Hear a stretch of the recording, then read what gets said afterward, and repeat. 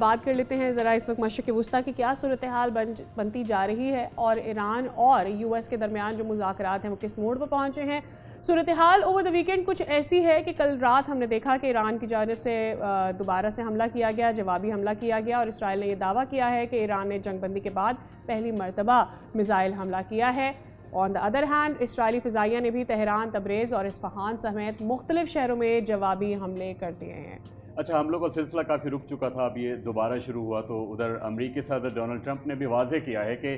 امریکہ ایران کے خلاف کسی بھی یک طرفہ اسرائیلی فوجی کارروائی کا حصہ نہیں بنے گا۔ تاہم انہوں نے یہ بھی کہا کہ اگر ایرانی سپریم لیڈر چاہیں تو وہ براہ راست مذاکرات کے لیے تیار ہیں۔ بالکل، یہ ایک اچھا ٹرن ہے، لگ رہا ہے کہ بات کسی کروٹ بیٹھنے کی طرف جا رہی ہے، لیکن اس بیچ ہم بالکل نہیں بھول سکتے کہ پاکستان کا جو سفارتی کوششیں ہیں وہ کس قدر تیز ہیں۔ چاہے اپ فرنٹ بات کی جا رہی تھی، لیکن ابھی جو نئی ڈیولپمنٹ ہے اس کے مطابق وزیر داخلہ محسن نقوی صاحب کے ذریعے ایرانی قیادت کو وزیر اعظم میاں شہباز شریف کا پیغام بھی پہنچایا گیا ہے۔ اور اس وقت while we are talking about it, لبنان کے آرمی چیف کا دورہ پاکستان بھی خطے کی بدلتی صورتحال میں ایک اہم کردار ادا کر رہا ہے۔ اب سوال یہ پیدا ہوتا ہے کہ پاکستان خطے میں کشیدگی کم کرنے کے لیے، چاہے پھر وہ ایران ہو، امریکہ ہو، ان سے مذاکرات کی کوشش تو کر رہا ہے،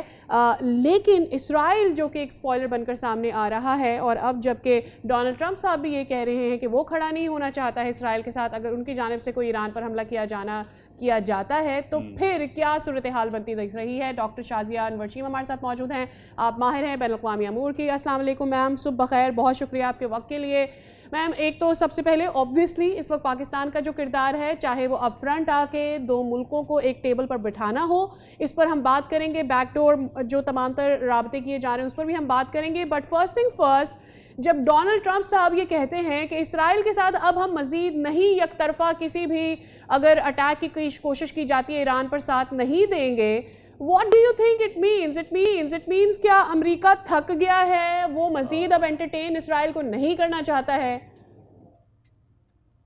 جو امریکہ کے اندر سے خبریں آ رہی ہیں اس میں تو یہی اندیا دیا جا رہا ہے کہ پاکستان جو ہے وہ بہت قریب ہے ڈیل جو ہے وہ بروکر کروانے کے لیے، اسلام آباد ایکارڈ، جس پہ ایران بھی راضی ہے، جس پہ ٹرمپ بھی راضی ہیں، اور جس کا کہ میں تذکرہ بھی کر رہی ہوں ریسنٹلی کہ پاکستان جو ہے اپنی تمام تر کوششوں سے ایک ڈیل جو ہے اس کو حتمی شکل دینے میں کامیاب ہو چکا ہے، اور ساتھ میں پھر یہ ریزرویشن بھی تھی کہ اس میں ایک سپوائلر بھی ہے، اور یہ سیز فائر جو ہے کیونکہ شرط ہے ایران کی کہ یہ cross the axis of resistance ہوگا۔ تو اس کے ساتھ اگر ہم یہ دیکھیں کہ اگر پاکستان ایک ڈیل بروکر کروانے کے لیے تیار ہے، ٹرمپ کا لہجہ ہمیں بدلا ہوا لگتا ہے، وہ مجتبیٰ خامنہئی سے ملنے کی خواہش ظاہر کرتے ہوئے بھی اپنے ٹروتھ سوشل پہ نظر آتے ہیں، اور ایران جو ہے وہ بھی اسی پیج پہ ہے، تو پھر ریسنٹ ہم نے دیکھا کہ پینٹاگون نے ہائی الرٹ جو ہے وہ جاری کیا ہے کہ ان کے اندر جو ہے بہت زیادہ جاسوسی ہو رہی ہے، ایسپیناج ہونے کی حد تک فرام دا اسرائیل، اور اس کو کنٹرول کرنا ہے۔ تو اس کا مطلب ہے اسرائیلی جو ہیں وہ تمام باتیں، خبریں جو ہیں وہ سن رہے ہیں، اور وہ یقیناً وہ سپوائلر ہیں، تو پھر جب ان کو ڈیل کے بارے میں کنفرمیشن جو ہے کسی نہ کسی طریقے سے ملی ہے اپنی اس سے جو وہ وہاں پہ سرویلنس کر رہے ہیں اللیگل، تو پھر انہوں نے داہیہ پہ اٹیک کر دیا ہے کل، اور جو بیروت کا سبرب ہے بہت ہائیلی پاپولیٹڈ ہے،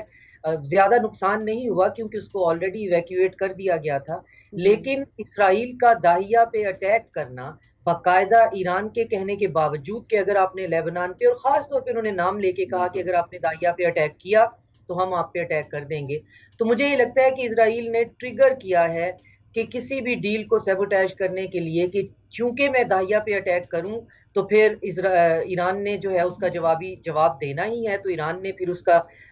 بڑی شدت سے جواب دیا ہے۔ سننے میں آ رہا ہے کہ 4 ویوز جو ہیں وہ بیلسٹک میزائل کی جو ہیں وہ داغی گئی ہیں، جن میں سے 20 میزائل ہیں جو وقفے سے جو ہے 4 یا 5 کی تعداد میں جو ہیں اسرائیل کے اوپر، اور کتنا نقصان ہوا ہے وہ تو ظاہر ہے وہ کبھی ہمیں بتائیں گے نہیں۔ تو اس کے بعد ٹرمپ اور نیتنیاہو میں کوئی گفتگو ہوئی ہے جس کی ابھی تک کوئی لیکس ہمارے پاس نہیں ہے، لیکن سننے میں یہ آ رہا تھا کہ ٹرمپ اپنے ٹروتھ سوشل پہ بھی یہی کہہ رہے ہیں کہ اب آپ رک جائیں، اب آپ آگے نہیں بڑھیں، ہم ڈیل کے بہت قریب ہیں، لیکن اسرائیل نے پھر جوابی کارروائی کر دی، اور جواب کیا ہے؟ ایگریشن ہے، اور اس ایگریشن میں اس نے ایک آئل ریفائنری کو جو पेट्रोकेमिकल प्लांट है उसको हिट किया है. उसका नुकसान की भी अभी हमें पता नहीं कि कितना नुकसान हुआ है, लेकिन अगर वहाँ पे हमले का मतलब है कि ईरान फिर टिट फॉर टैट करता है, अब फिर ईरान जो है वो हमला करेगा इजराइल के जो केमिकल प्लांट्स हैं. तो ये चीज़ें जो हैं एस्केलेशन की तरफ ज़्यादा जा रही हैं, जिसमें से ख़ास तौर पे जो कोई उम्मीद देखी जा सकती है वो ये कि अगर ट्रंप में कोई बैकबोन है और वो ये शो करने के लिए तैयार हैं, तो हो सकता है कि वो फ़िलहाल माइनस इजराइल जो है वो कोई डील फ़ौरन जो है वो कर ले. लेकिन इसमें ये भी चांसेस हैं कि ये दोनों एक ही पेज पे हों. ट्रंप ये चाह रहे हों कि इजराइल जो है वो दाहिया पे अटैक करे, ईरान फिर उस पे अटैक करेगा. तो उसमें फिर होगा ये कि चूंकि सीज फायर की वायलेशन दोनों तरफ से हो चुकी होगी, तो हम किसी अपर हैंड से बैठेंगे निगोशिएशन करने के लिए. लेकिन ये मेरे पास 100% इंफॉर्मेशन है कि पाकिस्तान एक डील ब्रोकर कराने के बहुत करीब है, और ईरान जो है वो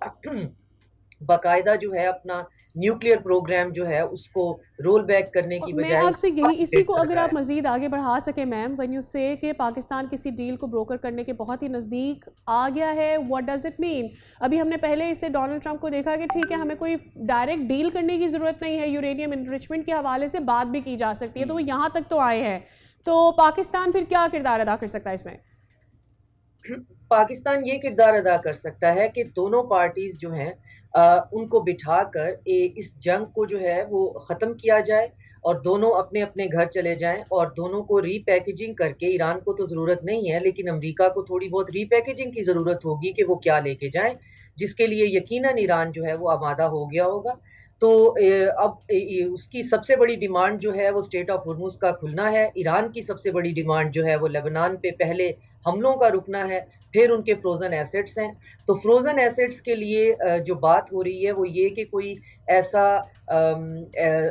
एक ऐसी कंसोर्शियम या सिंडिकेट बनाने की बात हो रही है डायरेक्ट देने की बजाय, जिसमें ट्रंप का फेस कीपिंग भी रह जाए और ईरान के पैसे जो हैं वो किसी थर्ड पार्टी के थ्रू जो है वो उनको दे दिए जाएं, क्योंकि ईरान निगोशिएट नहीं करेगा जब तक उसके फ्रोज़न एसेट जो कि 24 बिलियन है, एटलीस्ट 50% 12 बिलियन तक उनको नहीं दिए जाएंगे. स्ट्रेट ऑफ हुर्मुज़ जो है उस पे भी जो मेरे पास खबरें हैं वो ये कि ईरान इवन इस बात पे भी आमादा है कि उस पर भी एक कंसोर्शियम बनाकर ओमान, ईरान के अलावा गल्फ़ के कंट्रीज़ को शामिल करके उसका कोई ऑपरेशनल मैकेनिज़्म करने पे भी वो फ्लेक्सिबल हैं. वो सिर्फ इसको अमेरिका के हवाले नहीं करना चाहते, वो गल्फ़ कंट्रीज़ को इंक्लूड करने में तैयार हैं. तो अगर गल्फ़ भी उसको ऑपरेशन करने के लिए इंक्लूड हो जाते हैं तो ये चीज़ें ईरान ले लेगा, और सरफेस लेवल पे जो ट्रंप है उनको फेस सेविंग भी इस हवाले से मिल जाएगी. बहुत शुक्रिया मैम. सब्सक्राइब करें और बेल दबाएं ताकि कोई खबर रह न जाए.